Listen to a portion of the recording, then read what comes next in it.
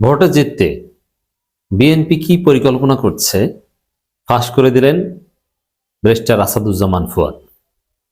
বিএনপির এই ঘৃণ্য নোংরা কাজের বিরুদ্ধে আমাদের সবাইকে সোচ্চার হতে হবে, সবাইকে সোচ্চার হওয়ার আহ্বান জানাচ্ছি।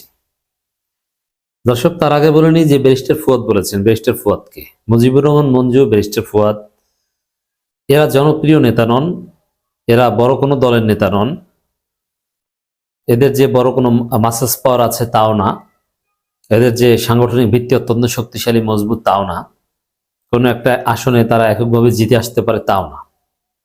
এগুলো তাদের উইকনেস, কিন্তু তাদের সুপ্রিমেসি হচ্ছে তারা অত্যন্ত মেধাবী, অত্যন্ত সাহসী এবং রাজনীতির অনেক গভীরে তারা প্রবেশ করতে পারেন। রাজনীতিতে অনেক ভালো দিক, সংস্কারমূলক অনেক দিক তারা রাজনীতিতে ইম্পোর্ট করেছেন। এই ফুয়াদ লন্ডন থেকে অনেক থিওরি এসেছে যেটা এখন এনসিপি অ্যাপ্লাই করেছে। এনসিপি অ্যাপ্লাই করে এনসিপি এবি পার্টির চাইতে অনেক বড় দল হয়ে গেছে। আর অনেক বিষয় আছে, এমনকি ফুয়াদদের ইম্পোর্টেড অনেক জিনিস ঐকমত্য কমিশন গ্রহণ করেছে, বিভিন্ন সংস্কার কমিশনের সুপারিশ মালার মধ্যে ছিল, যেটা প্রায় ৩-৪ বছর আগে ব্যারিস্টার ফুয়াদরা বলতো, মুজিবুর রহমান মঞ্জুরা বলতো, ব্যারিস্টার জোবায়ের আহমেদ ভূঁইয়ারা বলতো। এবং এই ফুয়াদরা নিজেদের সক্ষমতার চাইতে রাজনীতি বুঝেন বেশি।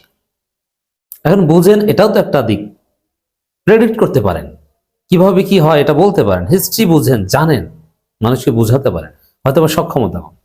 এই জন্য আমি বলি যে ফুয়াদের মতো নেতারা যদি জামাত ইসলামীতে থাকতো তাহলে জামাত ইসলামী আরো একজন শিশির মনির পেত।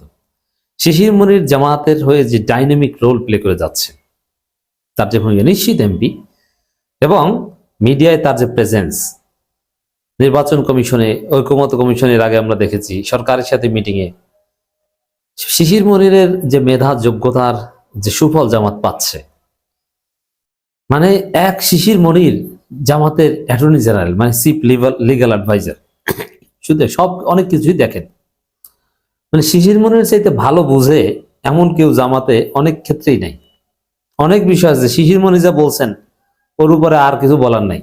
সাপোজ জামাতের নির্বাহী কমিটিতে কোনো একটা বিষয় নিয়ে আলাপ আলোচনা বা একতেলাপ, তখন সেখানে তারা বলবে যে ঠিক আছে শিশির মনির কি বলে দেখে, শিশির মনির বললে তখন ওটা কথা যাক, শিশির মনির বলেছে, আল্লাহ তাকে এই মাকাম দান করেছেন, তারপরও ভুল করলে আমরা তার সমালোচনা করি এবং করবো।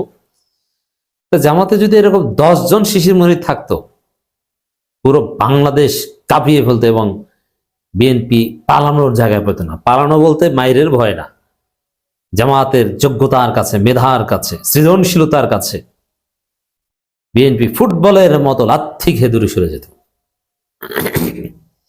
ব্যারিস্টার ফুয়াদ যদি জামাতে থাকতেন, বা এবি পার্টি আরো ব্যারিস্টার জোবায়ের আহমেদ ভূঁইয়া আছে, মুজিবুর রহমান মঞ্জু আছে, এরা যদি এখন জামাত নেতা হতো কত সুন্দর হতো। যাই হোক, আল্লাহ যা করেন ভালোর জন্য করেন, কিন্তু আল্লাহর হেকমতটা দেখেন। এই মুজিবুর রহমান মঞ্জু জামাতের বিরুদ্ধে এত কিছু করলো, জামাত ভেঙে দল করলো, শেষ পর্যন্ত জামাতের হয়েই নির্বাচন করতে হচ্ছে। এবং জামাত মঞ্জু একবারের জন্য আলাদা নির্বাচন করা লাগলো না।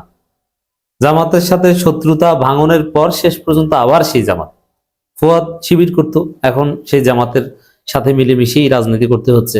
জামাতই তার একমাত্র ভরসা, কারণ জামাত তাকে না জিতিয়ে আনলে, জামাত তার জন্য কাজ না করলে ফুয়াদ মঞ্জু কেউ জিতা তো দূরের কথা, তারা জামাত রক্ষা করতে পারবে না, এটা তারাও জানে।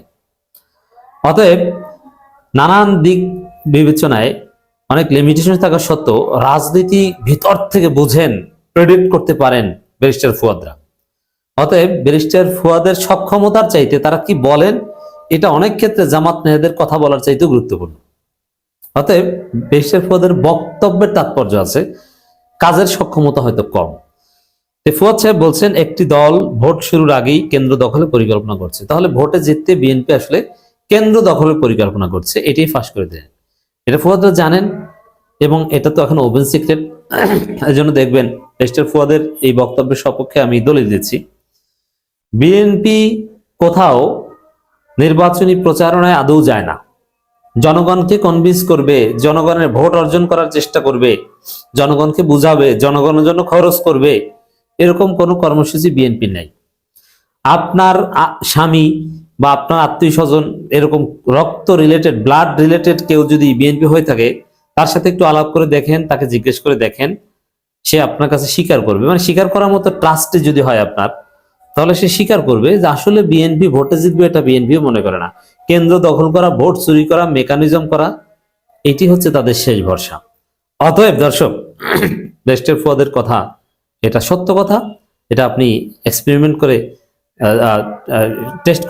টেস্ট করে দেখতে পারেন যে বিএনপি কেন্দ্র দখল করার পরিকল্পনা করছে। এছাড়া অন্য কোনো পরিকল্পনা কর্মসূচি নেই। তারেক রহমানের নির্দেশে বিএনপি কেন্দ্র দখল করে ভোটে জিততে চায়।